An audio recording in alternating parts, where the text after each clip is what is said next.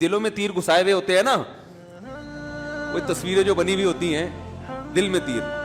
حالانکہ تمام تر ٹینشن جب محبت ناکام ہوتی ہے تو دل کے بجائے کس کو ہوتی ہے؟ دماغ کو ہوتی ہے. اب قرآن بھی اسی انداز سے بات کرنا شروع کر دیتا. عرب کہتے ہیں یہ تو بلاغت کی کتاب نہیں ہے، یہ کس انداز میں بات کر رہا ہے.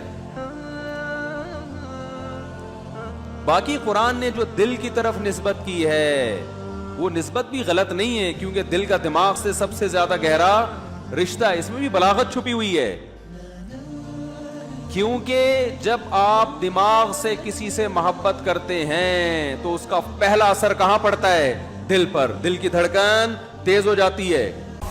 اللهم صل على سيدنا محمد يا رب صل وسلم دائما ابدا على حبيبي.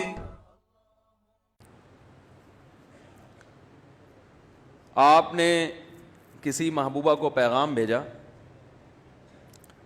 کہ میں تم سے دل سے محبت کرتا ہوں، وہ کہیں تم پرلے درجے کے جاہل آدمی ہو، ایک نمبر کے، بولو بھائی جاہل.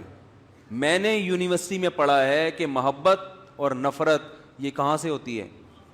کھوپڑی سے. یہ کہاں سے ہوتی ہے؟ کھوپڑی سے. یہ دل سے اس کا کوئی تعلق نہیں ہے. جاؤ میں نے تمہارے رشتے کو نامنظور.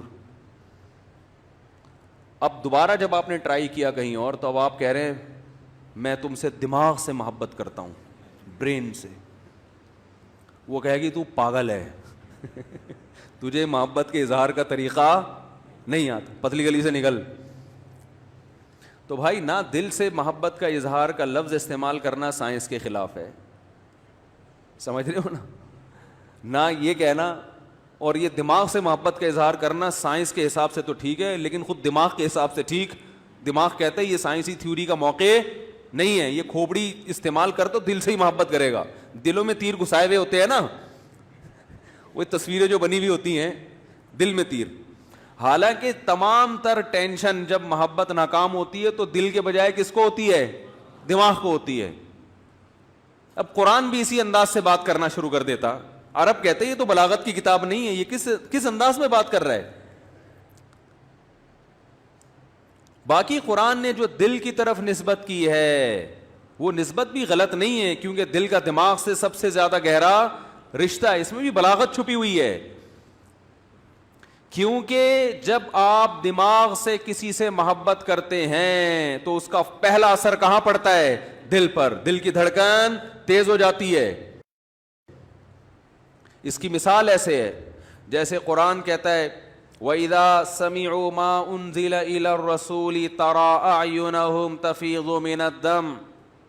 اے نبی جب یہ یہود و نصارہ قرآن کی تلاوت سنتے ہیں آپ ان کی آنکھوں کو دیکھتے ہیں کہ بہنا شروع کر دیتی ہیں، حالانکہ آنکھیں کسی کی نہیں بہتی، آنسو بہتے ہیں، آنکھیں اپنی جگہ پہ فٹ ہوتی ہیں. اب اس دور میں کوئی سائنسدان ہوتا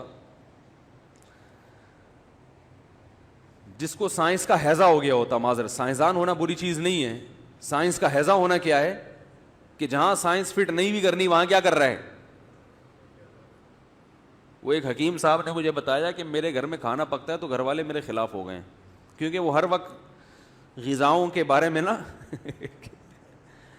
گھر والوں نے کہا چنے کی دال پکے گی تو میں کہتا ہوں، وہ حکیم کہتے ہیں میں کہتا ہوں اس کے ساتھ ماش ملا لو، اس سے بیلنس ہو جائے گا. یہ خشک ہوتی ہے، وہ کیا ہوتی ہے؟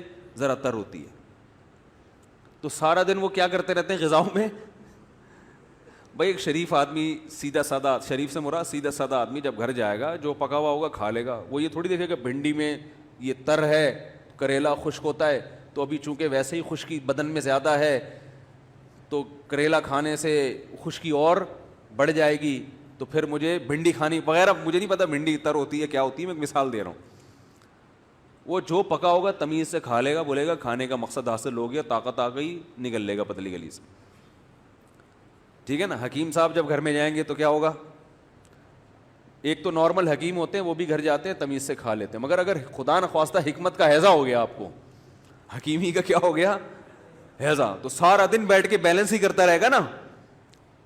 میں ایک دفعہ مدرسے میں پیاز، کچا پیاز جو ہے نا اس میں دہی ملائی اور کھا رہا تھا، اس لیے کہ پیاز اور دہی کی چٹنی بڑی مزے کی ہوتی ہے. تو حکیم صاحب تھے ہمارے ساتھ، وہ آئے اور کہنے لگے یہ جو پیاز کے ساتھ آپ نے دہی ملایا ہے یہ جوڑ بہترین جوڑ ہے، بالکل صحیح کیا آپ. یہ آپ کو کس نے بتایا؟ مجھے کہنے لگے پیاز میں پتہ نہیں کیا ہوتا ہے اور دہی اس کا بیلنس کر دیتی ہے اس کے سائیڈ ایفیکٹ کو. یہ آپ کو کس نے بتایا؟ میں نے کہا مجھے نہیں، مجھے تو مزہ آ رہا ہے بھائی کھانے میں. سیدھی سیدھی پیاز دہی کا ملاپ کیا ہے؟ ہٹو بچوں ہے، خاندانی ملاپ. ہم جو شربت میں نیمبو ملا کے پیتے ہیں اس لیے تھوڑی کہ وٹامن سی کا تناسب اس میں بڑھ جاتا ہے اور پھر وہ اس سے آپ کی جو امیون سسٹم ہے، جو ہمارا جو دفاعی نظام ہے، وہ وٹامن سی سے کیا ہوتا ہے؟ بول لو نا، مضبوط ہوتا ہے نا، وہ بڑا مضبوط ہو جاتا ہے. اب آپ نے کہ جی نیمبو اس میں ڈالا جائے تو وہ سسٹم ٹائٹ ہو جاتا ہے، اور یہ بھائی ہمیں تو مزہ آتا ہے یار لیمو نچوڑ کے شربت میں پینے سے. وہ آپ کی تحقیق ہوگی وٹامن سی. ہم تو وٹامن سی کو کہاں بھیج چکے ہیں؟ بولو بھائی، بھیج دو اس کو، مزہ آ رہا ہے بھائی. تو اسی طرح بات یہ چل رہی تھی کہ آپ نے کسی محبوبہ سے کہہ دیا کہ میرا دل تم پہ عاشق ہے. وہ میڈیکل سائنس کی اسٹوڈنٹ تھی، اس نے کہا تم تو بالکل جاہلوں والی باتیں کر رہے ہو، یہ تو 200 سال پہلے بلکہ 1000 سال پہلے ریسرچ سے ثابت ہو چکا ہے کہ عشق دل سے نہیں بلکہ کہاں ہوتا ہے؟ دماغ سے ہوتا ہے. تو آپ اس سے کہیں گے بھائی تو رہنے ہی دے، تیرے ساتھ گزارا بولو بھائی نہیں ہے. تو قرآن ایک بلاغت کی کتاب ہے. ہاں میں یہ عرض کر رہا تھا کہ قرآن میں کیا آتا ہے؟ وَإِذَا سَمِعُوا مَا أُنزِلَ إِلَى الرَّسُولِ، جب رسول پہ جو کلام نازل ہوا یہ دیکھتے ہیں، تَرَىٰ أَعْيُنَهُمْ تَفِيضُ مِنَ الدَّمْعِ، آنسوؤں سے ان کی آنکھیں بہنا شروع کر دیتی ہیں، حالانکہ آنکھیں کسی کی نہیں بہتی. جب نبی صلی اللہ علیہ وسلم پر یہ آیت نازل ہوئی، آپ نے عربوں کو پڑھ کے سنائی تو کسی عرب نے یہ اعتراض نہیں کیا کہ تحقیق سے پتہ چلتا ہے کہ آنکھیں نہیں بہتی بلکہ کیا بہتے ہیں؟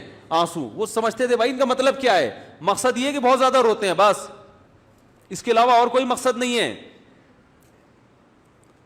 دیکھو ہم عام محاوروں میں کہتے ہیں کہ فلاں کی آنکھیں سو گئی ہیں، کہتے ہیں نا، حالانکہ آنکھ نہیں سوئی ہوتی، سویا کیا ہوتا ہے؟ دماغ. لیکن اس کا اثر کہاں ظاہر ہوتا ہے؟ آنکھ پر، اور ایسا اثر کہ نظر آ رہا ہوتا ہے. اثرات تو اور بھی جگہ پہ ظاہر ہوتے ہیں مگر اس کے لیے سائنسی تحقیق کے ہم محتاج ہیں. آنکھ پہ جو اثر ظاہر ہوتا ہے وہ فی البدیہی نظر آتا ہے.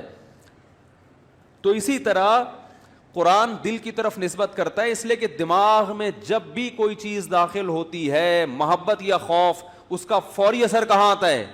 دل پہ. دل کی دھڑکن تیز ہو جاتی ہے. تو اس لیے ساری دنیا میں جب بھی کسی سے محبت یا خوف کا تذکرہ کیا جاتا ہے، یہاں تک کہ سائنسدان اپنی لیبارٹری سے باہر جب اس بات کا تذکرہ کرے گا تو وہ بھی کس کی طرف نسبت کرے گا؟ دل کی طرف. مفتی طارق مسعود صاحب کے بیانات سننے کے لیے youtube.com/مفتی طارق مسعود کو سبسکرائب کریں، اور اگر آپ لائیو ویڈیو کو کبھی بھی مس نہیں کرنا چاہتے ہیں تو سبسکرائب کرنے کے بعد بیل آئیکن پہ کلک کرنا مت بھولیں. جزاک اللہ.